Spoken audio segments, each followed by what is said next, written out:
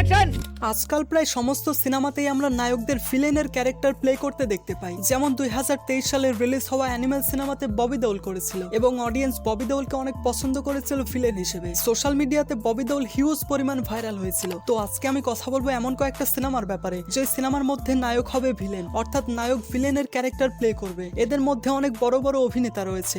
Number 1, Aamir Khan. Aamir Khan বলিউডে অনেক বড় বড় এবং ব্যবসা সফল সিনেমা উপহার দিয়েছেন, কিন্তু এখন পর্যন্ত আমরা আমির খানের যতগুলো সিনেমা দেখেছি সেই সব সিনেমাতে আমির খানকে আমরা নায়ক হিসেবে দেখেছি। কিন্তু এবার এমন একটা সিনেমা আসতে চলেছে যেখানে তিনি একজন ভিলেনের ক্যারেক্টার প্লে করবেন এবং সেই সিনেমার নাম SSMB29। SSMB29 আপকামিং বিগ বাজেটের অ্যাকশন অ্যাডভেঞ্চার সিনেমা হতে যাচ্ছে। এবং আপনাদেরকে বলে দেই, এই সিনেমার কাহিনী লিখেছেন বিজেন্দ্র প্রসাদ, যিনি বাহুবলী, বাহুবলী 2, RRR এবং বজরঙ্গী ভাইজানের মতো অসাধারণ স্টোরি লিখেছেন। SSMB29 সিনেমায় নায়ক হিসেবে থাকছেন মাহেশ বাবু এবং ভিলেনের জন্য আমির খানকে অ্যাপ্রোচ করা হয়েছে। যদি সবকিছু ঠিকঠাক থাকে তাহলে আমির খানকে আমরা এই সিনেমায় একজন ভিলেন হিসেবে দেখতে পাবো। এবং এই সিনেমাটির বাজেট ধরা হয়েছে প্রায় 1000 কোটি টাকা। এত বাজেট শুনে এটা অবশ্যই আন্দাজ করতে পারছেন যে এই সিনেমার VFX কতটা মারাত্মক লেভেলের হবে। SSMB29 সিনেমাতে ডিরেক্টর হিসেবে থাকছেন SS রাজামৌলি, যিনি বাহুবলী এবং বাহুবলী 2-র মতো ব্লকবাস্টার সিনেমা বানিয়েছেন। আর যদি বলা হয় সিনেমাটির রিলিজের কথা, তাহলে এই সিনেমাটি 2027 সালে রিলিজ করা হবে।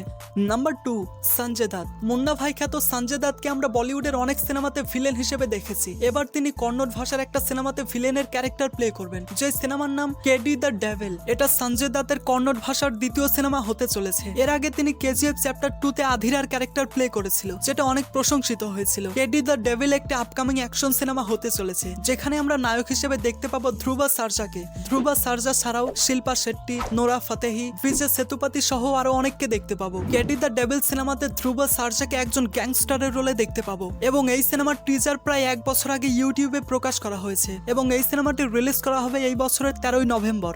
নাম্বার 3, ইয়াশ।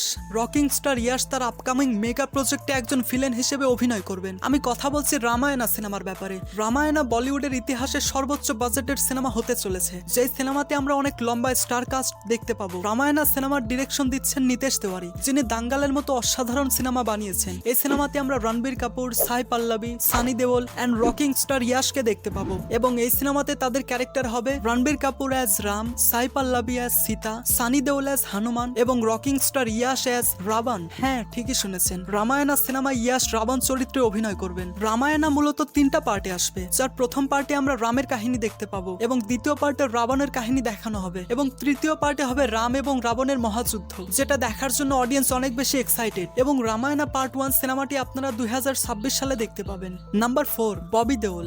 ববি দেওলকে তার আপকামিং যে সিনেমায় আমরা ভিলেন হিসেবে দেখতে পাবো সেই সিনেমার নাম হরিহরা ভিরামাল্লু। এটি একটি তেলুগু সিনেমা হতে চলেছে, যেই সিনেমার মেইন লিডে থাকবে পাওয়ান কাল্যাণ এবং তাকে টক্কর দিবেন ববি দেওল। জি হ্যাঁ, ববি দেওলকে আমরা এই সিনেমায় একজন ভয়ঙ্কর ভিলেন হিসেবে দেখতে পাবো। মূলত এটি একটি অ্যাকশন টাইপ সিনেমা হবে। ববি দেওল ভিলেন হলে যে তার ক্রেজ কতটা হতে পারে সেটা অ্যানিমেল সিনেমার পর প্রমাণ হয়ে গেছে। এই সিনেমাতে পাওয়ান কাল্যাণ, ববি দেওল, নিধি আগারওয়াল, যিশু সেনগুপ্ত সহ আরো অনেককে দেখতে পাবো। এবং এই সিনেমাটির বাজেট ধরা হয়েছে প্রায় 200 কোটি টাকা। সম্প্রতি হরিহরা ভিরামাল্লু সিনেমার শুটিং শুরু হয়েছে আর এই সিনেমাটি রিলিজ করা হবে 2024 সালের শেষের দিকে, অর্থাৎ ক্রিসমাসে।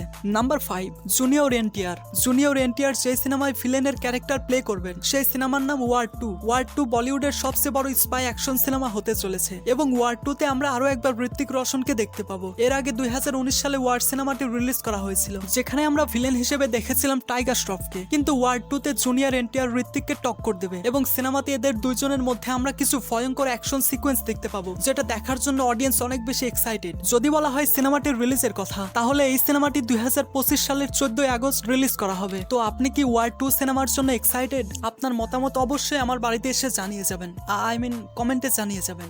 নাম্বার 6, অক্ষয় কুমার। বলিউড খিলাড়ি অক্ষয় কুমার যে সিনেমাতে ভিলেন হতে চলেছে সেই সিনেমার নাম সাইকো। সাইকো মূলত ক্রাইম ড্রামা সিনেমা হতে চলেছে এবং সাইকো সিনেমাটি ডিরেকশন দিবেন মোহিত সুরি, যিনি অনেক ব্লকবাস্টার এবং ব্যবসা সফল সিনেমা বানিয়েছেন। এবং এই সিনেমাতে অক্ষয় কুমার ভিলেনের ক্যারেক্টার প্লে করবে, যে অনেক ব্রুটাল এবং ভয়ঙ্কর হবে। এমনটা শোনা গেছে যে এই সিনেমার শুটিং লন্ডনে শুট করা হবে এবং এই সিনেমার শিডিউল ধরা হয়েছে 40 দিনের, অর্থাৎ 40 দিনের মধ্যে এই সিনেমার শুটিং কমপ্লিট হয়ে যাবে। তো আপনার কি মনে হয় 40 দিনে সম্পূর্ণ করা একটা সিনেমা কি ভালো হবে? মতামত আমার বাসায় এসে জানিয়ে যাবেন, কমেন্টে জানিয়ে যাবেন। এবং এই সিনেমাটি 2024 সালের ক্রিসমাসে রিলিজ করা হতে পারে।